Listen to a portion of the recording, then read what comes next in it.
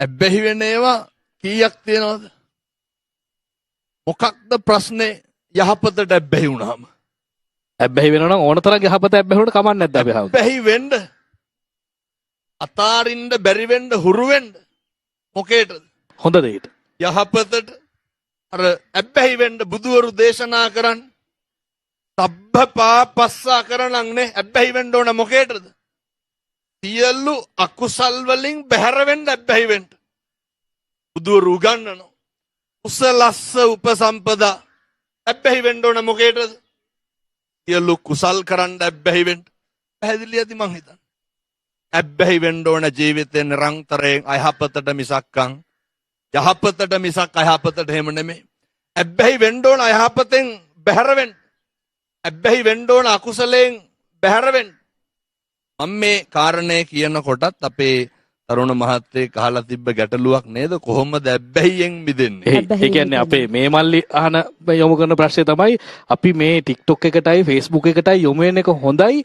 ඒකේ අපිට ධර්ම කරුණු තියෙනවා නම් අපිට ඒක මෙයා වෙන්න පුළුවන් නම්. අර මහත්මයා අහනවා ජගත් මහත්මයා අහනවා එතකොට ඒ ඇබ්බැහියෙන් අපි ගැලවෙන්නේ කොහොමද කියලා. බොහොම වටිනවා. දැන් බොහොම ප්‍රශ්නේ බොහොම පැහැදිලි. ඇබ්බැහි වෙන්න ඕන හැම එකකටම ඔය ඔතන ප්‍රශ්නේ තියෙන්නේ පණිවිඩේ තේරුම් ගන්න නැතුව පණිවිඩ කරුවගේ වගතුග හොයන්න ගියපුවාම. මොකද්ද කරන්න ඕන? පණිවිඩේ තේරුම් ගන්න. ගොඩක් දකින්න ප්‍රශ්නයක් තමයි අර එකත් මෙහෙමම කියලා දාන්න එක වටිනවා. කාලෙන් කාලෙට නේ විවිධ හාමුදුරුවරු බණ කියනකොට විවිධ දේශනා කරනකොට ඒ උන්වහන්සේගේ තියෙන දක්ෂ පක්ෂකම මත ඇබ්බැහි වෙනවා. විවිධාකාරයි.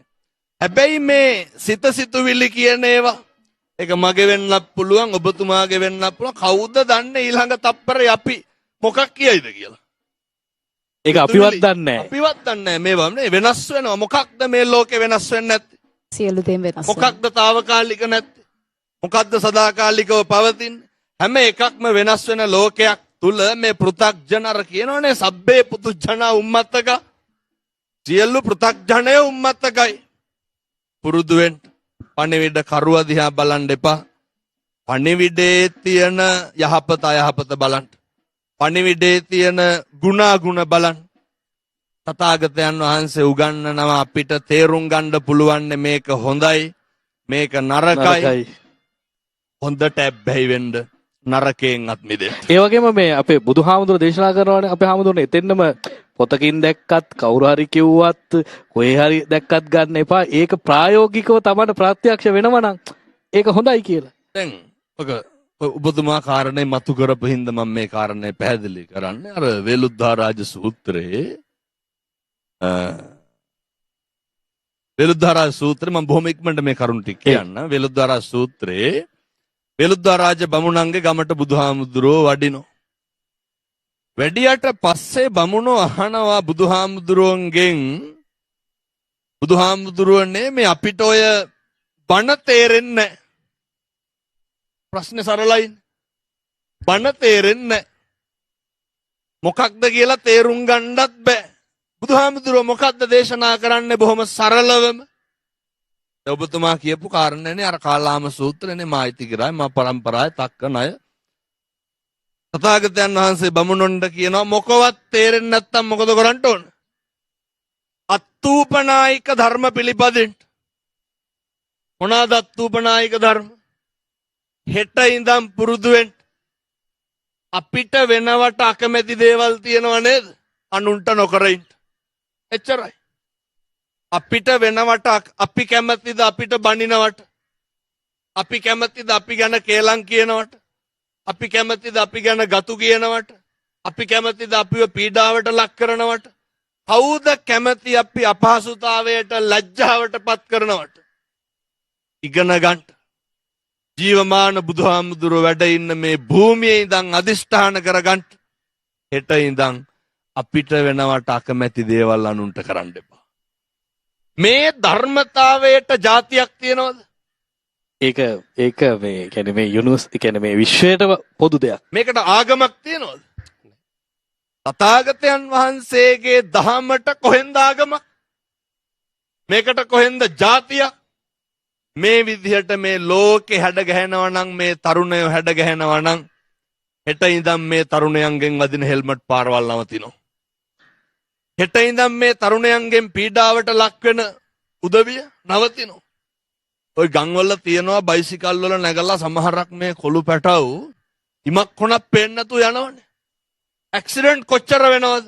ඒ කියන්නේ අපි හැමදෙරේ සමහර වෙලාවට බයික් එකේ යන්නේ කොල්ලෙක්ද කියලා හොයාගන්න බෑ ටී-ෂර්ට් එකක් විතරයි අපිට පේන්නේ නේ. අර දැකලත් ඇති නේද ලොකු හෙල්මට් එකක් ලොකු ටී-ෂර්ට් ඔළුවට වඩා හෙල්මට් කුලට වඩා පිය දැම්මා වගේ පේනවනේ ලොකු. ඒ මොකද මේ සියලු සිතුම් පැතුම් ආකල්ප වෙනස් වෙලා අර බොහොම ඉක්මනට ලොකු වෙන්න හදලා වාගේ. වයස අවුරුදු 16යි.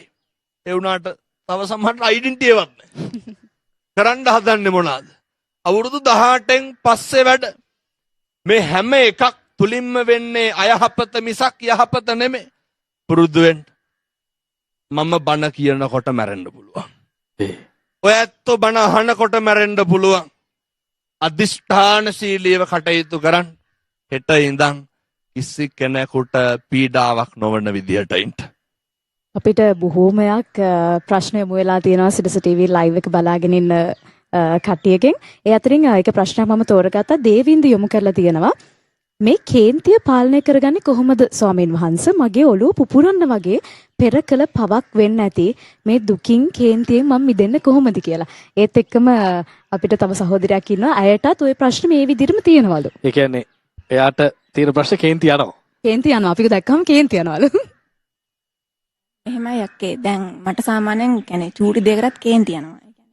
දැන් මං නිදහසේ ඉන්න වෙලාවක කවුරු හරි මට කතා කරාම එතකොට දැන් ෆෝන් එක බොබිනෝඩක් කතා කරාමත් කේන්ති යනවා. දැන් ගෙදර කට්ටියත් එක්ක කේන්ති යනකොට මම ඒක පිට කරන්න මගේ මල්ලිගෙන්. ඒ කියන්නේ ක්ෂණික කේන්තියක්. මං හිතන්නේ මං එහෙම කිව්වම යට රිදෙයි එහෙම මුකුත් හිතන්නේ නැහැ. ඒතොර එක පාටම කියලා දානවා. ඒ කිව්වයින් පස්සේ ඇත්තටම දුකක් එනවා.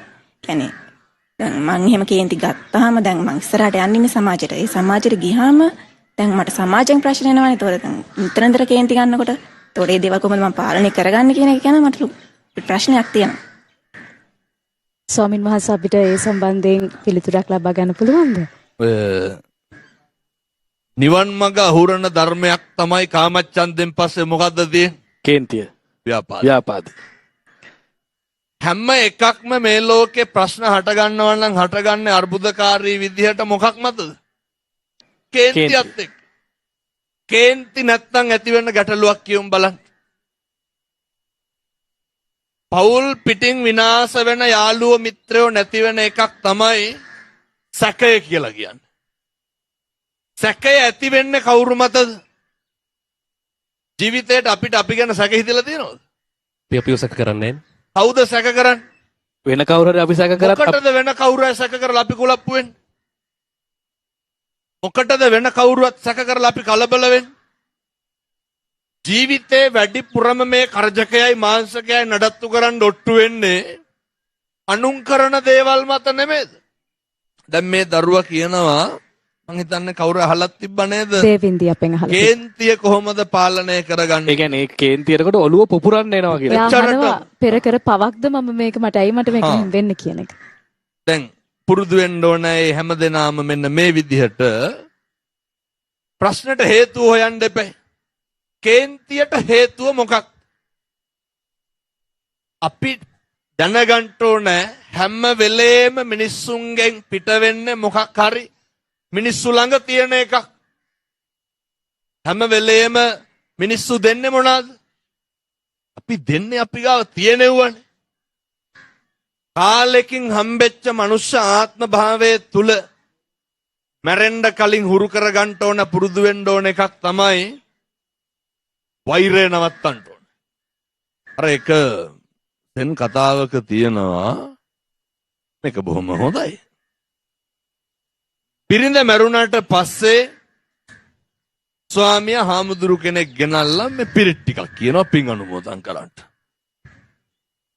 පිරිත් ටික කියලා ඉවර වෙලා හාමුදුරුවෝ පින් දෙනවා සේරටම පින් සිද්ධ වේවා කියලා. එතකොට අර ස්වාමියා කියනවා බෑ සේරටම පින් දීලා බෑ බිරිඳට විතරයි දෙන්න ඕනේ. හාමුදුරුවෝ කියනවා ඊට පස්සේ සේරටම දුන්නට ගැටලුවක් නැහැ අඩු වෙන්නේ නැහැ. අර මනුස්සයා බැරිම තැන අන්තිමේට කියනවා මොකද්ද? සේරටම දෙන්න අල්ලපු ගෙදර මනුස්සයට නම් දෙන්න එපා. බලන්න මේක අපි ගාව තියෙන්නේ. තියෙනවා. අපි කියන්නේ නැද්ද කාට කෙරුවත් අහවලාට කරන්නේ නැහැ කියන්නේ? ඔව්. කාට කතා කරත් මං අරයත් එක්ක නම් කතා කරන්නේ නැහැ කියලා. හැබැයි වෛරය නැති කරන්න පුළුවන් කාත් එක්ක කතා කරුවොත් එයත් එක්ක කතා කරලා. පුරුදු වෙන්න. වෛරය තියෙන මනුස්සයත් එක්ක කතා කරන්න ඕන බුදුවරු උගන්වන්නේ. අර කියනවනේ පුබ්බභාසි පුබ්බහාසි. මනුස්සෙක් දැක්කහම ඉස්සරලම hina වෙන්න පුරුදු වෙන්න. කවුද උගන්වන්නේ? බුදුවරු අසංඛේය වූ කල්ප ලක්ෂ 4ක් පාරමිතා පුරලා හොයලා කෙටි ක්‍රම නෙමෙයි අසංඛේය වූ කල්ප ලක්ෂ 4ක් පාරමිතා පුරලා මේ ලෝකෙ මිනිස්සුන්ට දේශනා කරනවා. වෛරය නැති කරන්න මොකක්ද? කවුරු හරි දැක්කහම හොඳට hina වෙන්න. කවුරු හරි දැක්කහම හොඳට කතා කරන්න. මංගල ධර්ම දේශනාවටත් ප්‍රථම තථාගතයන් වහන්සේ ලෝකෙට දීපු පණිවිඩය මොකක්ද? ဒုတိယං ච අනිම්මිසන්නේ. කෙල්ල හිගුණ සලකන්න පුරුදු වෙන්නලු.